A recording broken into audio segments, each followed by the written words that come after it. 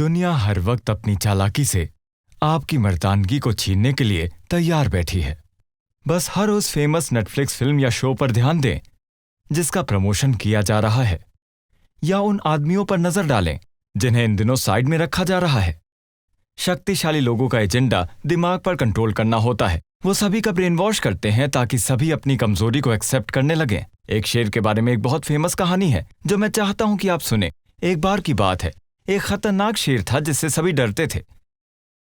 एक दिन उस शेर को एक किसान की बेटी से प्यार हो गया, लेकिन बात कुछ ऐसी थी कि किसान उस शेर से नफरत करता था, और जब उसने सुना कि शेर को उसकी बेटी से प्यार हो गया है तो वो शेर को किसी भी तरह बस रोकना चाहता था। तब डरपोक किसान शेर को बुलाता है और उससे कहता है कि वो उसे केवल एक शर्त पर अपनी बेटी से शादी करने देगा, कि उसकी बेटी की सुरक्षा के लिए शेर को अपने तेज पंजों को हटाना होगा। शेर ने सोचा कि यह तो एक छोटी सी कीमत है जिसके बदले में मुझे अपना प्यार मिलेगा, तो क्यों नहीं। शेर एक चट्टान पर पंजे मारता है और उन्हें तोड़ देता है।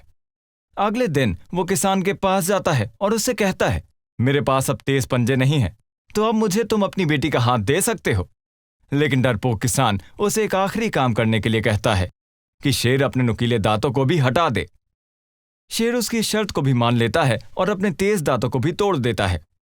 लेकिन जब अगले दिन शेर किसान के पास जाता है तो किसान शेर पर हमला कर उसे मार डालता है।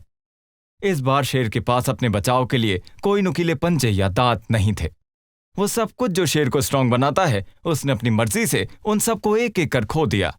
याद रखना भाइयों, आज आप जिस दुनिया में रह रहे हैं वो भी कुछ अलग नहीं है। खेल में बहुत बड़ी ताकतें हैं जिन्होंने आपको आपकी ही ख्वाहिशों और कमजोरियों का गुलाम बनाए रखने के लिए काफी बारीकी से मैट्रिक्स को डिजाइन किया है, और ये कड़वी सच्चाई है। अगर आप चाहें तो किसान को दोष दे सकते हैं, लेकिन अंत में सच ये है कि वो शेर ही था जिसने अपनी मर्जी से किसान की बातों को माना था। ताकत वो गुण है जिसका सभी पुरुषों को सम्मान करना चाहिए, चाहे वो उनके पेशेवर, फाइनेंशियल या रोमांटिक लाइफ में हो। हर आदमी में नेचुरली कॉन्फिडेंट और ताकतवर महसूस करने की इच्छा होती है क्योंकि आप वही हैं। हर कोई स्पेशल होने की एक स्ट्रॉन्ग फीलिंग चाहता है। हम में से बहुतों के पास ये नहीं है क्योंकि हम उन कामों में शामिल हैं जो हमें स्ट्रॉन्ग बनने से रोकते हैं। आजकल के आदमी हर चीज के बारे में शिकायत करते हैं, ड्रग्स और बेकार की चीजों पर बहुत पैसा खर्च करते हैं, और यहां तक कि दूसरों से उन बातों के लिए माफी मांगते हैं जिन बातों में कोई माफी की जरूरत ही नहीं। चलिए आइए उन 7 चीजों और आदतों पर गौर करें जो पुरुषों को कमजोर बनाती हैं। नंबर 1, दूसरों का मजाक उड़ाना। ये एक ऐसा पॉइंट है जिसके बारे में बहुत से लोग बात नहीं करते, क्योंकि एक इज्जतदार इंसान होने के नाते आप कभी दूसरों के आगे छोटा नहीं दिखना चाहते। आपको केकड़ों की बाल्टी का उदाहरण बताते हैं। जब एक केकड़ा बाल्टी से बचने वाला होता है तो दूसरे केकड़े उसे नीचे खींच लेते हैं। अगर आप खुद को दूसरों का मजाक बनाते हुए पाते हैं तो ये याद रखें, आप उनसे नीचे हैं सच में। बेशक इसका मतलब ये नहीं कि आप किसी को उसकी गलती के लिए सही नहीं कर सकते, लेकिन उसका मजाक भी ना बनाएं। एक पुरुष के रूप में आपको अपने साथी भाइयों को बिना किसी जलन के सिखाने और सही राह दिखाने की जरूरत है। याद रखें, मजबूत और आत्मविश्वासी आदमी दूसरों को कम नहीं आंकता, बल्कि वो उनका समर्थन करने और उनको आगे बढ़ाने के लिए तैयार रहते हैं। ये पॉइंट बहुत मामूली लग सकता है, लेकिन आज की पीढ़ी में इसकी बहुत स्पेशल इंपॉर्टेंस है। सुनिए माइक टायसन इस बारे में क्या कहते हैं। सोशल मीडिया ने आपको लोगों की इंसल्ट करने और इसके लिए चेहरे पर मुक्का नहीं खाने के मामले में बहुत कंफर्टेबल बना दिया है। नंबर 2, एक्सेप्टेंस की कमी। The lion and the farmer's daughter की कहानी पर वापस जाते हैं। सबसे गलत यह था कि शेर आखिर में सब कुछ क्यों खो देता है। अंत में उसके पास कुछ नहीं बचता क्योंकि उसे अपनी जिम्मेदारी के बारे में पता नहीं होता है। उसकी जिम्मेदारी एक शेर के रूप में रहने की थी। उसके नुकीले दांत और नुकीले पंजे उसे शेर बनाने का एक हिस्सा थे, लेकिन वो उस जिम्मेदारी को भूल गया और उसने इसे छोड़ देना चुना। आपके जीवन के लिए भी यही सच है। गर्व के साथ अपनी जिम्मेदारियों का पालन करें। मैं चाहता हूं कि आप इसे मेरे साथ कहें।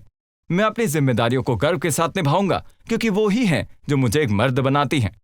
जिस दिन आप अपनी जिम्मेदारियों से बचने का चुनाव करते हैं उसी दिन आप पूरी तरह से मर्दानगी से बचने का फैसला कर लेते हैं।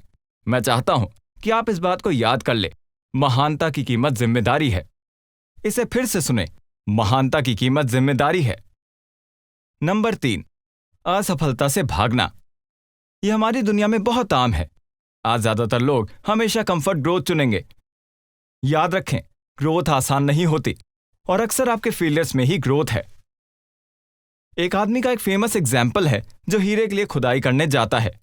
वो नहीं जानता कि हीरा सतह से कितना नीचे है, फिर भी वो खोदता और खोदता रहता है। शुरू में हर बार जब वो खोदता है तो उसे केवल धूल ही धूल दिखाई देती है। वो अधिक से अधिक खोदता है और फिर और ज्यादा धूल आती है, लेकिन कुछ घंटों या दिनों के बाद उसे वो मिल जाता है जो वो चाहता था। इसलिए याद रखना भाइयों, फेलियर्स तो जिंदगी का हिस्सा है। अगर आपके इरादे मजबूत हैं तो सब्र रखें, आप कभी भी किसी भी चीज में फेल नहीं होंगे। बस कुछ भी पाने की ठान लो। मान लो कि आप एक व्यवसाय शुरू करते हैं। शुरुआत में आपको कई अनचाही असफलताओं से गुजरना पड़ सकता है, स्पेशली जब आप व्यवसाय सीखने और अपने ग्राहकों तक पहुंचने का प्रयास करते हैं। लेकिन आप सफल तभी होंगे जब आप खेल में काफी देर तक बने रहें और उन अनचाही असफलताओं से भागने की कोशिश ना करें। क्या आप शुरुआत में खुद को लेडीज जैसा फील करते हैं? जब आप इन दृष्टिकोणों को बनाते हैं तो आप एक बड़े खौफनाक इंसान के रूप में सामने आ सकते हैं, जो ये नहीं जानता कि कैसे बातचीत करनी है। लेकिन आपकी सक्सेस उन अनचाही असफलताओं के पीछे है। ये एक छोटी सी कीमत है जो एक मजबूत आदमी को सक्सेस के लिए चुकानी पड़ती है। हमें अक्सर बचपन में समझाया जाता है कि वो अपनी गलतियों और असफलताओं पर शर्म महसूस करें और उन्हें दूसरों पर थोप कर खुद को सही ठहराने की कोशिश ना करें। आपने शायद कहा होगा, ओह ये मेरी गलती नहीं है, या सब इस इंसान की गलती है, ये केयर इंसान की पहचान है। मैं चाहता हूं कि आप इस एग्जाम्पल को सुने और चाहे तो इसे कहीं लिख लें। वो एक कमजोर आदमी है जो दूसरों पर अपनी असफलता का ठीकरा फोड़ता है। नंबर 4, बेकार के कानूनों को भी आसानी से एक्सेप्ट करना। एक कायर और बड़े उसूलों वाले व्यक्ति के बीच का अंतर जानना चाहते हैं? आसान है। कायर हमेशा मेजॉरिटी की तरफ रहते हैं, भले ही मेजॉरिटी बिल्कुल गलत कह रही हो। और इससे भी गलत यह है कि कायर उसूलों वाले व्यक्ति से भी इन गलत और बेकार के कानूनों को मानने के लिए कहता है। एक उसूलों वाला इंसान हमेशा कोई फैसला करने से पहले सिचुएशन को परखता है और फिर सही फैसला लेता है। आज की दुनिया में हम इस मानसिकता में उलझे हुए हैं कि किसी को जज नहीं करना चाहिए, या आपको ऐसा नहीं करना चाहिए, या ये हाथ से निकल गया है। आप इस बिंदु पर एक कठपुतली और लैब के चूहे की तरह हैं, जिस बात को एक्सेप्ट करेगा ही करेगा, इसी को एजेंडा और कानून बनाना चाहते हैं। कोई बात मानने में कुछ भी गलत नहीं है, लेकिन केवल वही माने जो आपके मिशन और सबसे बढ़कर परमेश्वर के कानून के साथ मेल खाता हो। कुछ भी परमेश्वर के कानून से परे नहीं है। अपने आप से पूछें, क्या आप ऐसे व्यक्ति हैं जो आसानी से डर जाता है? क्या आप सभी को खुश करने की कोशिश करते हैं? कुछ पुरुषों के लिए दुनिया से ना कहना सीखना बहुत ही कठिन हो सकता है, लेकिन जरा आप पहली बार सच के लिए लड़कर देखिए तो आप समझ जाएंगे कि दुनिया वाले आपके चारों ओर घूमना छोड़ देंगे। मैंने बहुत से शादीशुदा आदमियों को एक डरा हुआ जीवन जीते देखा है, जैसे उनकी बीवी किसी प्रकार की अत्याचारी है। वो अपनी बीवी से बोलने या सही करने की हिम्मत नहीं करते हैं। ये एक तरफा कंट्रोल का एक मेन एग्जाम्पल है। नंबर 5, आपकी बॉडी लैंग्वेज कमजोर है। बॉडी लैंग्वेज काफी इंपॉर्टेंट होती है। बॉडी लैंग्वेज में हाथ मिलाना, आई कांटेक्ट, आप कैसे बैठते हैं या चलते हैं, और दूसरों के साथ बात करते और घूमते समय आपके शरीर की मूवमेंट्स शामिल हैं। लोग आपकी बॉडी लैंग्वेज से बता सकते हैं कि आप एक मजबूत इंसान हैं या कमजोर। ये मुझे हंसाता है कि एक एजेंडा मजबूत बॉडी लैंग्वेज के खिलाफ भी आया है।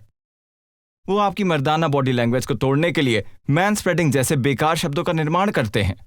बेशक इसका मतलब ये नहीं है कि आपको स्प्लिट्स करना शुरू कर देना चाहिए और अपने पैरों के साथ 180 डिग्री की सीधी रेखा बनानी चाहिए, लेकिन बस अपने शरीर के साथ मजबूत रहें और एक मर्दाना फ्रेम रखें। याद रखें कि आपके हाव भाव किसी को आपका फायदा उठाने से रोकने का सबसे पहला और आसान तरीका है। नंबर 6, अपने युवा दिनों को भूलना। हम हमेशा इस चैनल पर आपके युवा दिनों के महत्व पर चर्चा करते हैं। आपके 20s और यहां तक कि कुछ हद तक आपके 30s भी वो दिन हैं जिन्हें आप गोल्डन डेज कहते हैं। ये वो दिन है जब तुम्हें खुद को बस बनाना और बनाना चाहिए। उस किसान के बारे में सोचिए जो एक बीज बोता है। वो उस बीज से मांग नहीं करता कि अगले दिन उसे फल दे। उसी तरह आपके 20s के दिन वो दिन है जब आपको बीज बोने की जरूरत होती है। आपकी कल्पनाओं, भावनाओं और शारीरिक विकास के बीज जो आपको बढ़ने में मदद करेंगे। लेकिन यहां सबसे इंपॉर्टेंट है कि तभी इन फलों का आनंद लेने की ना सोचें, बस बोते रहो। इससे पहले कि आप जिंदगी को जाने, आपने सही टाइप की लाइफस्टाइल को बनाने वाले जंगल और पेड़ पौधे लगा दिए होंगे। बोने से मेरा मतलब है खुद को आगे बढ़ाना। इसका मतलब ये नहीं है कि आपको 24 घंटे 7 दिन उधम मचाने की जरूरत है, लेकिन हमेशा ध्यान रखें कि ये ऐसे दिन हैं जब आपके पास सबसे ज्यादा एनर्जी होती है और बड़ा रिस्क लेने और अपने फायदे के लिए इसका इस्तेमाल करने का अवसर होता है। खासकर जब आप युवा होते हैं तो आपको ऐसा महसूस हो सकता है कि आप अपने आप में निवेश करके अपने मजे को खो रहे हैं। लेकिन इस सोच का विरोध करें। आप इसे अभी नहीं समझ सकते हैं, लेकिन जैसे जैसे आप मैच्योर और बड़े होते जाएंगे, आप ना भटकने के लिए खुद को धन्यवाद देंगे। सुनिए दुनिया के सबसे बुद्धिमान व्यक्ति का आपके युवा दिनों के बारे में क्या कहना है। ये कैन सोलोमन के शब्द हैं। तुम जो जवान हो, जवानी में आनंदित रहो और अपनी जवानी के दिनों में अपने मन को आनंदित होने दो। अपने मन के मार्ग पर चलो और जो कुछ तुम्हारी आंखें देखती हैं उस पर चलो, पर ध्यान रखो कि इन सब बातों के लिए खुदा तुम्हारा न्याय करेगा। नंबर 7, अपने समय के साथ आलसी और नकारा होना। आप कितने बजे सोने जाते हैं और कितने बजे उठते हैं? आपका दिन कैसा है? जब आप काम से वापस आते हैं तो आप क्या करते हैं? ये सभी प्रश्न हैं जिन्हें आपको गंभीरता से लेने की आवश्यकता है। उनके बारे में साइड थिंकिंग के रूप में मत सोचो। आप इस बारे में सोच सकते हैं कि आप एक ऐसे व्यक्ति के रूप में आजाद हैं जो हर क्षेत्र में खुद को सफलता की ओर धकेलना चाहता है। आपको अपना दिन प्लान करने की जरूरत है। इस बारे में सोचें कि शक्तिशाली लोग मैट्रिक्स को बनाने में इतने सफल क्यों हैं, क्योंकि हर एक पहलू और क्षेत्र को ध्यान से सोचा गया है। उसी तरह अपने दिन के हर मिनट के बारे में सोचें। आप किस प्रकार की चीजें इस्तेमाल कर रहे हैं? आप किस तरह के लोगों के साथ घूम रहे हैं? यदि आपके मन में इस प्रकार के विचार नहीं है तो समझ जाओ कि आपको मैट्रिक्स में धकेलने की तैयारी हो चुकी है। मैट्रिक्स आपको कमजोर बनाए रखने के सबसे बड़े तरीकों में से एक है जो आपको आलसी बना देगा। अक्सर आलस्य में रहने की आदत आजकल के आदमियों की सबसे बड़ी दुश्मन है। एक आदमी के तौर पर आपके पास बिजनेस या जीवन को लेकर बहुत सारे आइडियाज हो सकते हैं, फिर भी आपने उन पर कभी काम नहीं किया। अगर आप इस आलस को अपने आप में जड़ जमाने देंगे तो आपको पता भी नहीं चलेगा कि यह कब आपको निगल जाएगा और आपको जीवन में आगे बढ़ने से रोकेगा। आगे बढ़ने के तरीके में हमेशा याद रखें भाइयों, आलस सिर्फ कमजोर लोगों को ही शिकार क्यों बनाता है? क्यों? क्योंकि उसूलों वाला इंसान समय से इसे पहचानना और इसे सही करना सीख जाता है। हमेशा आलस को लेकर सावधान रहें और जितनी जल्दी हो सके इससे लड़ें। इसलिए याद रखें भाइयों कि कमजोरी बढ़ते समाज में एक कमी है। कमजोरी वो है जो आपका पीछा करती है और ताकत आपकी सबसे बड़ी खूबी है। हर मोड़ पर ताकत का पीछा करें और याद रखें कि परमेश्वर आपकी सबसे बड़ी ताकत है। वैसे थोड़ा प्यार दिखाना मत भूलना। उस सब्सक्राइब बटन को टैप करें और एल्गोरिथम के लिए हिट करें ताकि एक पूरे इंसान बनने के रास्ते में अगले तरीकों को जान सकें। इन वीडियोस को यहां देखें।